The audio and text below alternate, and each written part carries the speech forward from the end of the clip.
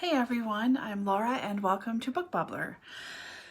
Today for Vlogmas Day 8, I thought I would show you part of my poetry collection.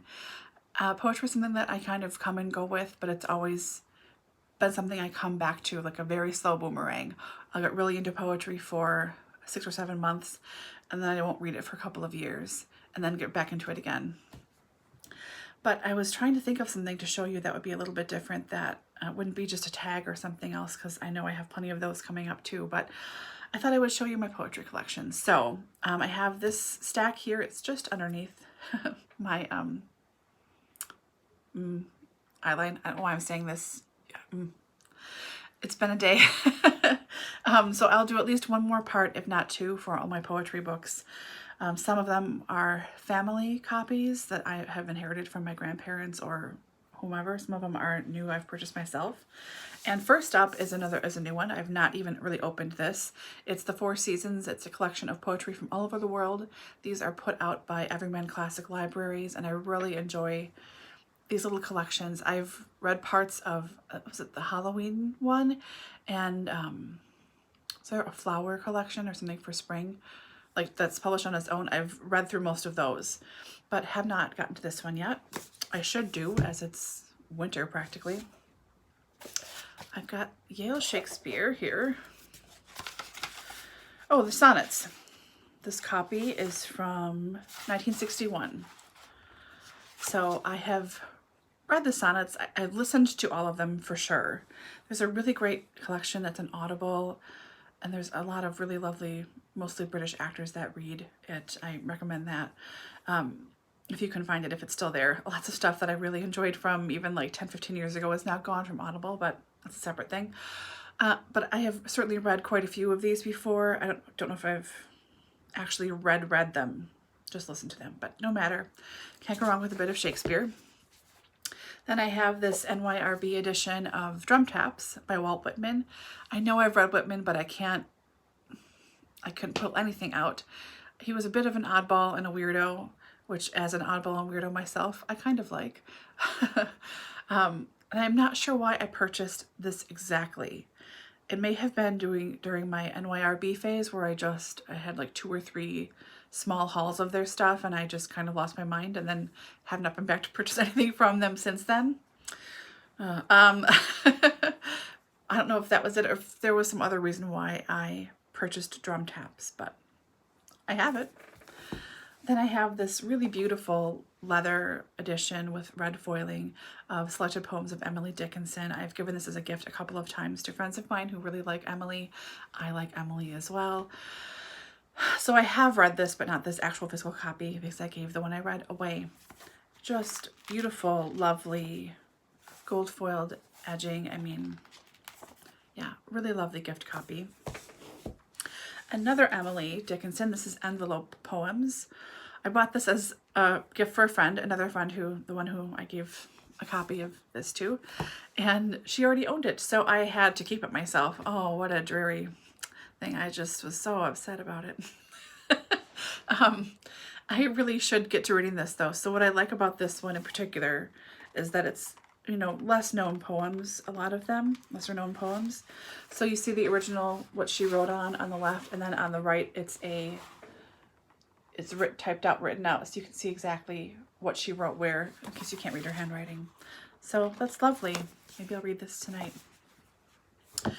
Then I have Bright Star. So this is Love Letters and Poems of John Keats to Fanny Brawne. I really liked this movie. I thought it was very well done. Ben Whishaw did such a great job. And actually the soundtrack is very lovely as well. I really like it. Big fan of instrumental movie soundtracks.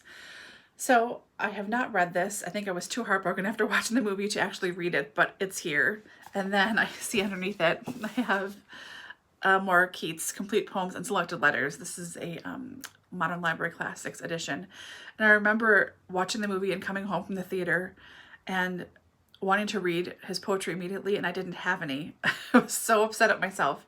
So I went out very quickly to the local independent bookstore and bought this, and then they had to special order this for me, I think. So, and I haven't read it yet. But good thing I got it right away, right? Then I have this super fancy, not really, Dover collection of Imagist poetry. I couldn't tell you exactly what Imagist poetry is. It's 20th century.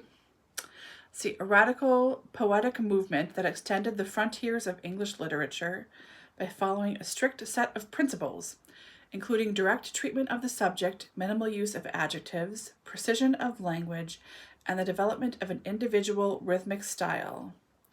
This created dazzling works of gem-like appeal. So 20th century poetry, I have read this whole thing. I did enjoy it. There's not glare. I couldn't tell you anything that's in it right now, but I did get this as a Christmas present in 2013 from SantaThing, which is on LibraryThing. You can sign up for SantaThing and you pay for your own books. Essentially, you can do between $15 and $50, and you pick where you buy. I mean, you buy it yourself, so you pick where you buy it from. If it's on Amazon, if it's for Powell's in Oregon, if it's Barnes and Noble, wherever it is you want to buy from, they have, I think, 5 to 10 options every year where you want to buy from. And then someone randomly gets assigned to you in SantaThing, and you can write notes of like what you do and don't want, and they go shopping for you and find books based on what you do and don't want. And you can ask for help if you want to. I have done this for years and years and have gotten some really great things out of it and made some nice new friends too. So this is from Elsie, and I really liked it. That was a lot about a little book of poetry I don't remember much about. So this selection is from Tennyson. There's some like paper on it. This must be a family copy because it's a vintage. Oh, this is lovely paper. Edited with an introduction by William Clyde Devane of Yale University and Mabel Phillips Devane. 1940. There's no writing in it. That's unusual. So if this is a family copy, I think I saw some writing here. I don't know whose it could be because they always wrote in the front of everything. So, okay, this is from Maud and Other Poems. Oh, I can't read this. He seems relieved, something of himself, though he's alone. What is this? I can't read that. So apparently someone read this at some point, but I don't remember ever reading much Tennyson, and I've certainly never read this or even opened it. Didn't know I owned it. I have collected poems of Edna St. Vincent Millay. I've read parts of her work and a few poems before, but never sat down to read a whole bunch of them. I couldn't even tell you one title, but I remember finding this in a thrift store for like $0.25. And how do you get past a vintage, pristine, I mean, this is lovely writing. I mean, lovely font size. Everything about this is very nice for so little. Man, I know, good stuff.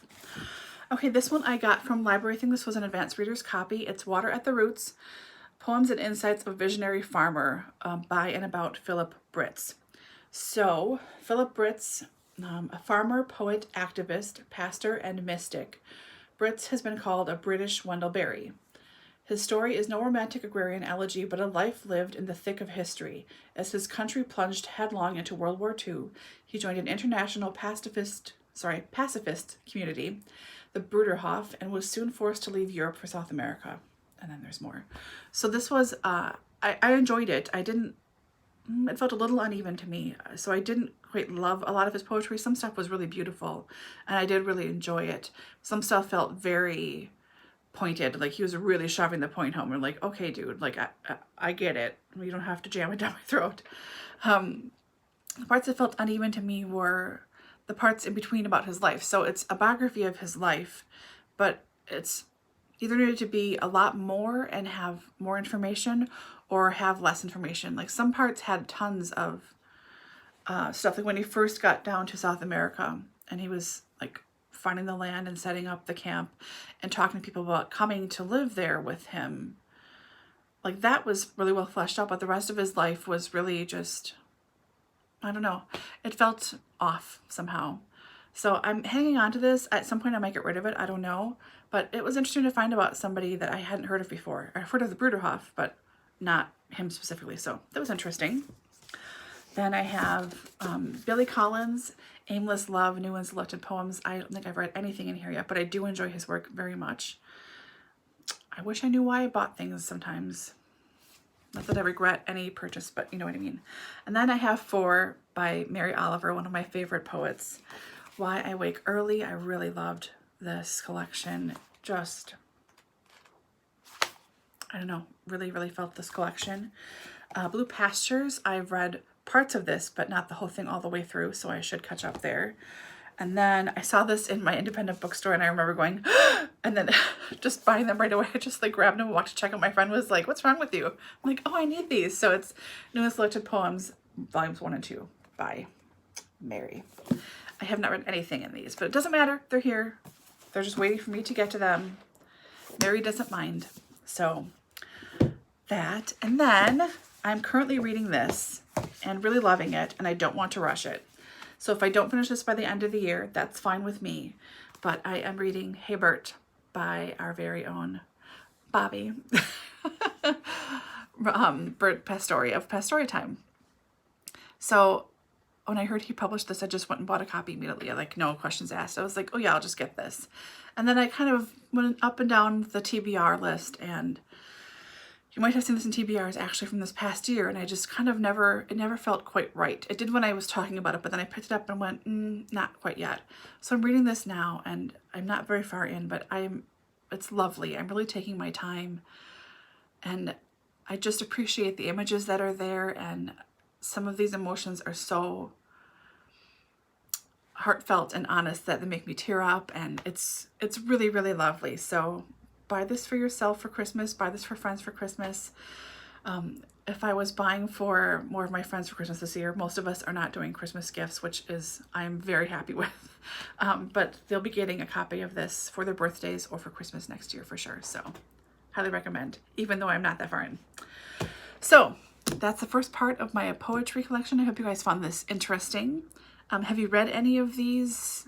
Do you like any of these poets? Do you hate them? Any recommendations at all? I would love a recommendation for a poet. That would be great. And yeah, I will see you guys very soon with the next one.